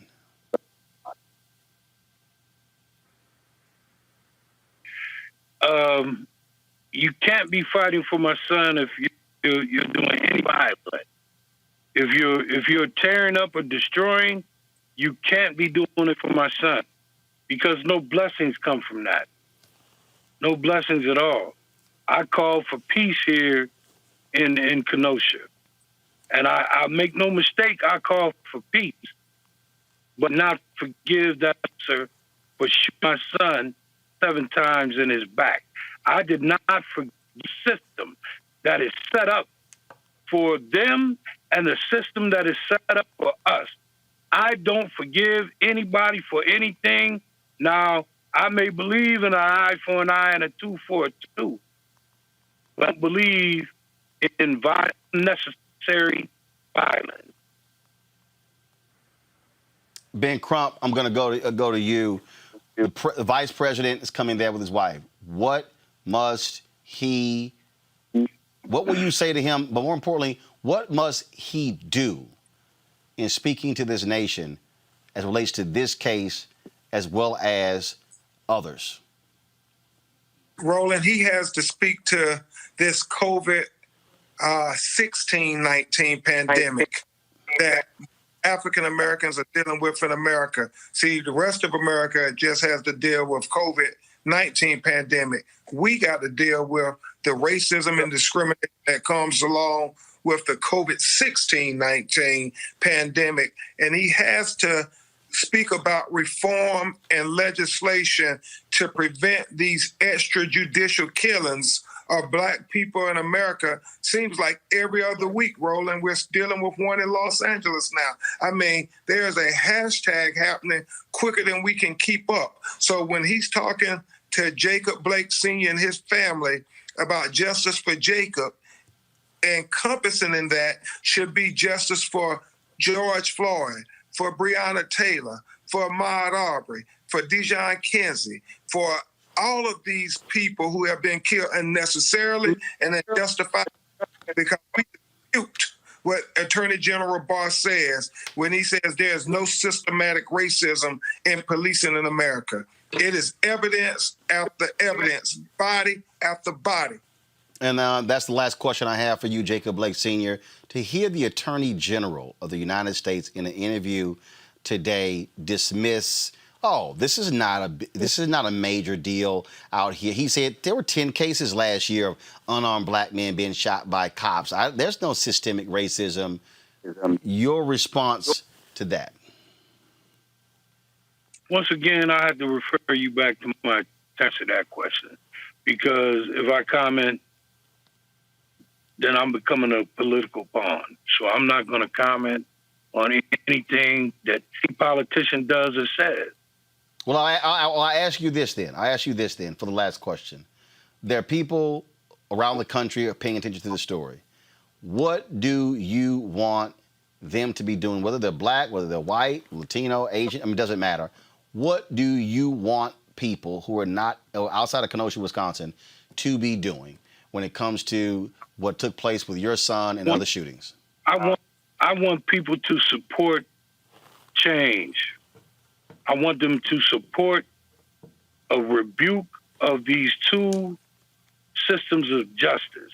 There's a system set up for white people, and there's a system set up for brown people. And our system set up for the brown people is not working out too well. I want them to fight for justice for everyone, for humanity.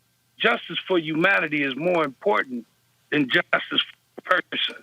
It's justice for everyone, for Breonna Taylor, for George Floyd. We can go on and on. We can go half crazy with the people that need justice, man. And until it affects you as a person, you don't understand how twisted this system is. Got it. A system that allows a man to put 7 bullets in a man's back and still keep his job. Got it. Jacob Blake Sr., Ben Crump. Gentlemen, I certainly appreciate it. Thanks a lot. Thank you, Roland. Thank you very much. Keep doing what you're doing, brother. I will do, sir. Thank you very much. Final comment with my panel here. Folks, I just sent you, Camila, I just sent you, get Lamont Rucker on the phone. I just sent you a text message. He has a very small window. He's shooting a movie. We're going to talk about Chadwick Boseman, his friend of 20 years. So if y'all could get that done right now. What you just heard there, Breonna, obviously a father who is still dealing with pain. But he made perfectly clear, if you're out there acting a fool, you're not doing it on behalf of my son. I know there are some people who say, well, we shouldn't be focused on that. But the reality is if that gets in the way of the central message of black people being shot, that's a problem. I totally agree. And we've talked about it previously, Roland, about, how we should care about people's lives over, buildings and so forth. However, for the most part, I think a lot of those actually aren't coming from us. And I think it is people who are trying to distract from the message and because they don't want to discuss the issue. And honestly, there's been 198 judges appointed, but 0 of color. That's the bias. It's a green light for this violence, and we need to change it. Very, very happy that on that South Carolina stage, Biden promised for a black woman to be a Supreme Court justice. We need change. We need more appointments because they've been steadily playing chess as we've been playing checkers. And what they care about more than anything is those judges. And so we need to get really equipped legally in what we want and get our people ready into these positions. Because, they compromise and they change on this or that. But one thing, they might hate Trump. But what he did was give them their judges. Yep. And so things like Roe v. Wade, is now under attack. And that's because they've been trying to set up the people to change the laws while we're just saying, okay, well, we'll have this elected official who lies to us and everything else. We need to do it through judges. And the reality is Democrats don't spend lots of time on judges, Roberts, and they should. Absolutely. Robert, you're muted. Boy, if I did that. Yeah, if you look at what happened during the apartheid regime in South Africa, the way that that they stayed in power was through the judiciary system by entrenching the legal system in a way that's biased towards the former majority. And the reason that people are rioting and looting, as we said, is because there's been nothing done on the legal or from the legislative aspect. There is no difference in policy today than the day that Mr. Blake was shot. There are no officials who have resigned. There's no law on the books that's changed. So instead of addressing or paying attention to those riots, that's looting, pay attention to what the underlying cause is. All of us need to understand that change can be affected on the local level. We like to talk a lot about Trump and about what's going on the federal level, but those state and local officials are the ones who can make immediate changes, and we have to keep the fire to them in the state legislatures and on the local level where we can change those city council people, those aldermen, the mayors, the police chiefs. That's where we can make change. Folks, we've been trying to connect with our good friend Lamont Rucker for the last couple of days regarding the passing of his dear friend Chadwick Boseman. He's been shooting a movie. We are catching him right now in the middle of, right before he's going back to shoot. Lamont, glad to have you on the show. Chadwick was your man for 20 years. Lamont, are you there? All right, looks like his video froze. Lamont, are you there? I'm here. There we go. Just go ahead. We'll just roll with your audio. Don't worry about the video. Right. Just share your thoughts about your good friend of 20 years, Chadwick Boseman. Yeah, man. Just a dynamite brother. I mean, I think you already heard from a couple people just talking about how completely heartbroken we really are, man. There's so many thoughts to share, and when there's a friendship of that long, and when you've known somebody from when we were all kind of in the trenches, thugging it out, broke actors in New York, just paying our dues, putting our work in. And, you're always happy for your peers, man, who can finally start making their dreams come true. And for him to have the meteoric rise that he had, I mean, there really is nobody that was more deserving. Been rooting for this brother ever since I laid eyes on him, man. We've been trained by a lot of the same people. So even just spiritually, philosophically, ethically, artistically, we've got a lot of things in common, So, we're brethren in many different ways, you know what I'm saying? So, it tears you up to know that selfishly we want him to still be with us because we know the genius that was still yet to be unleashed, you know what I'm saying? We would have all been blessed by and benefited from, but also it just pains you because, of the pain that he was in and the fact that that powerlessness really, really hurts, that you really couldn't save him and even support him. And you just want to be able to love your brothers through it, man. And, so it's tough to keep together sometimes when, you got to really accept the fact that you're never going to see him again in the same way. We're playing a video right now when he went back to Howard University. Guys, pull the audio up. This is in 2017, his first visit back to Howard since he had graduated. And, man, the students just went crazy when he walked out.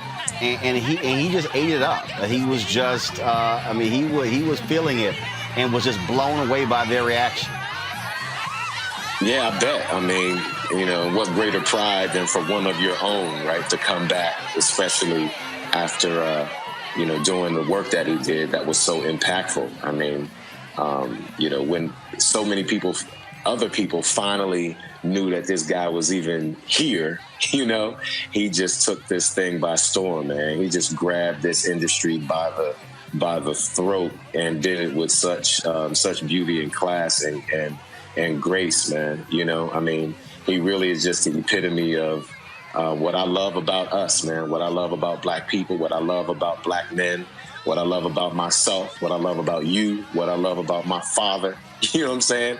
What I love about, just how powerful and beautiful and magnificent we are, man. He really did his duty to serve that work, to serve that legacy, and to represent his alma mater, his hometown, and, just the essence of what Black excellence is really about, man. I couldn't be prouder to call him my brother, man. I miss him dearly. He walked with a certain swagger. One of the things that we were talking about, and here's the deal.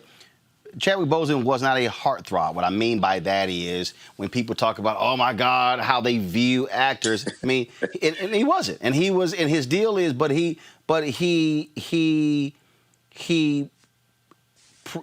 operated in a different way in terms of how he presented himself. And it took him longer than some other people. But when he hit, he hit. And we don't remember him as, Chadwick Boseman, the heartthrob. We remember him really for just these nuanced roles, these historical figures, this energy that he brought to those characters. These real life characters, and obviously the Black Panther fictional, but that's what also we remember him for that. Yeah, I mean, again, that just speaks to the quality of his training, the power and beauty of his spirit. He didn't have to rely on, he's a handsome brother, but he didn't have to rely on that. That wasn't his point of entry, as many compliments as I might, get about my physical attributes or whatever. My desire and my hard work has always been about doing strong quality work. It's about the quality, not the quantity, not the aesthetics, none of that mess, man. So it's You know, it's really about the stuff that really matters. And that's what he focused on. And that's what our work is about. That's what we all believe in. So I'm glad that his legacy is standing on his brilliance and his inner beauty, not just the outer beauty. He had a great smile. But one of the things also that was amazing is that he was not somebody who was always serious. 2012, I interviewed him and Nikki Bahari for 42 at the Essence Alabama Power Party during Congressional Black Caucus Foundation, ALC. I was going through all of my video archives, and I remember that we were dancing next to each other, but I did not realize that one of our camera folks was there with us. And I'm going through my videos, and I come across this video here of us on the dance floor, him, Nikki Bahari, and just kicking it. And that's the thing. I mean, what people don't realize, they only see that particular character, but the reality is, Chadwick loved to have fun and didn't mind just letting it down and enjoying himself. Yeah, beautiful spirit, man. Yeah, man, I can see his smile right now. Yeah, thanks for having me with you, man. Love you, brother. Lamont Rucker, I appreciate it, Lamont. I know we're working on the movie there. Man, keep it up. Love you dearly. We'll talk to you soon. My man. Indeed.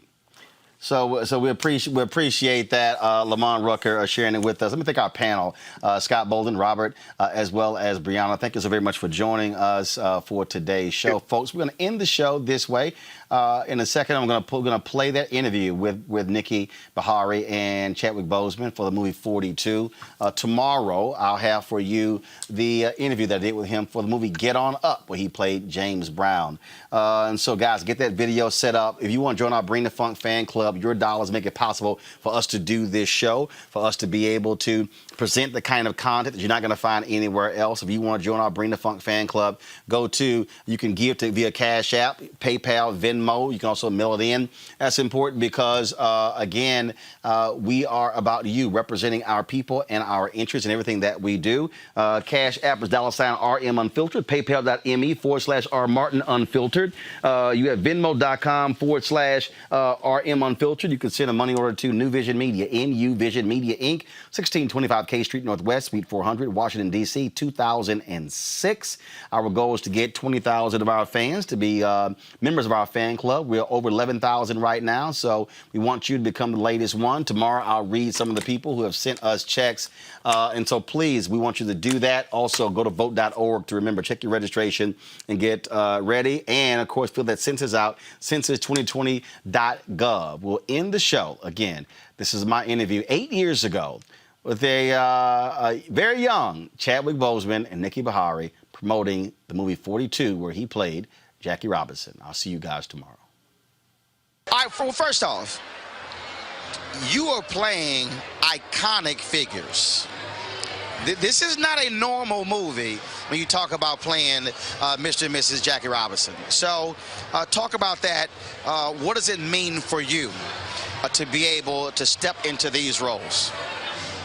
I think for me, stepping into these roles sort of allows you to see the role model within yourself. You know, like the people that we're playing are synonymous with or parallel to like Barack and Michelle. And when you actually envision yourself having that same sense of grace and dignity and fortitude, you start to discover things within yourself. I think that that's why it's an important project for young people to see, you know? I mean, for me, you know, I think Jackie Robinson taught us how to be successful, taught us how to show respect, show us how to be men, show us how to fight. How to be black and beautiful. How to be black and beautiful, stylish. And so just getting the opportunity, I think that's one of the great things about being an actor that I love.